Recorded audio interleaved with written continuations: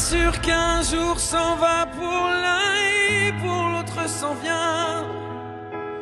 Bien sûr les étoiles se meurent quand le ciel s'éteint. C'est notre amour qui n'aura jamais de lendemain, mon frère.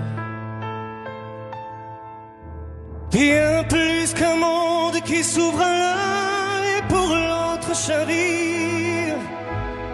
Bien plus qu'une mer qui supplie quand la source est tarie. C'est tout notre amour qui s'éloigne, dérive et se perd, mon frère. Tout sourit, chacun avec sa peine. Que le temps nous reprenne les souvenirs d'un frère. Chacun avec sa peine. Que le temps nous apprenne à nous aimer en frère. Puisqu'on ne sera toujours, bien sûr que tout écrit, puisqu'on se l'est jamais dit. Bien sûr l'amour puisqu'il ne peut plus grandir sans terre, mon frère. Puisqu'on ne sera toujours que la moitié d'un tout. Puisqu'on ne sera jamais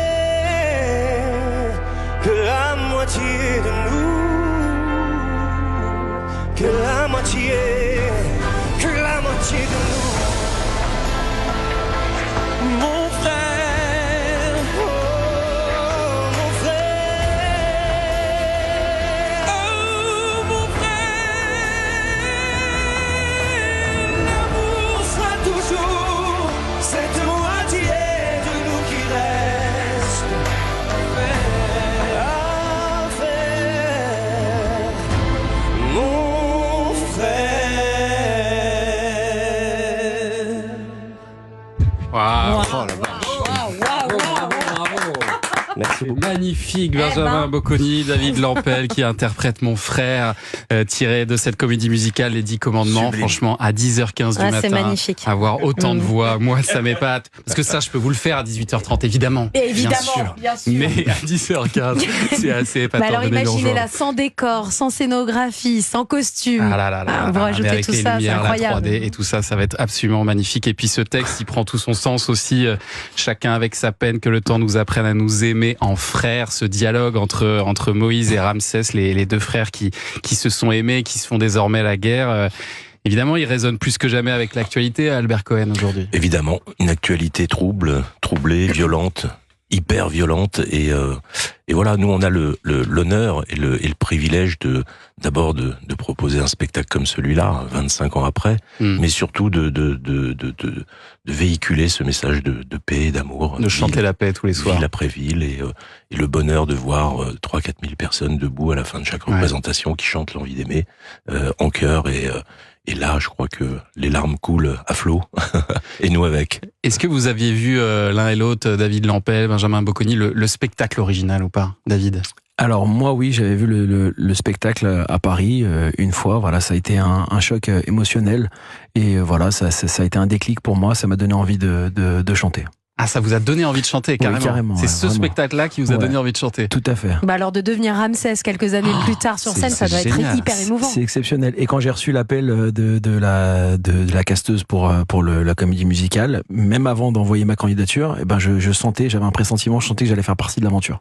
Dingue. Vous aussi, Benjamin? Oh. En 2003 à Marseille, au Dôme de Marseille, j'ai vu ce spectacle, ça m'a donné aussi envie de faire ce métier. J'ai acheté l'album tout de suite et il tournait en boucle dans ma voiture. Ah oui, donc vous connaissiez déjà les chansons avant de toutes les chansons. faire partie de la troupe. J'étais déjà prêt pour le casting. Il n'y avait rien à apprendre. Et Benjamin est Albert. rentré dans la salle de casting. On le connaissait pas. Pascal le connaissait puisqu'ils ont fait un spectacle ensemble. Ouais. Moi, je le connaissais pas. Il était en face de moi. Il s'est approché de moi. Il m'a regardé droit dans les yeux et il m'a dit: Moïse, c'est moi.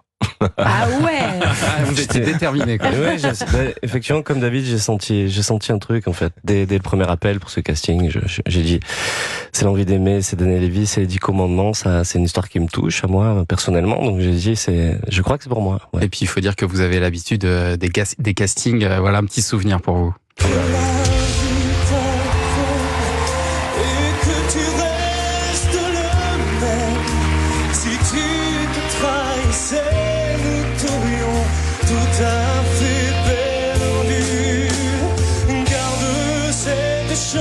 Benjamin Bocconi, en 2013, vous tentez l'aventure The Voice, et le directeur de casting de The Voice est le même que celui des 10 commandements, l'excellent Bruno Berberès. C'est lui qui vous a recommandé, du coup, Benjamin Bocconi, pour ce spectacle? Bruno, depuis 25 ans, il nous recommande tous nos artistes. Il a fait les castings de tous nos spectacles, de toutes les émissions de télé musicales qu'on connaît.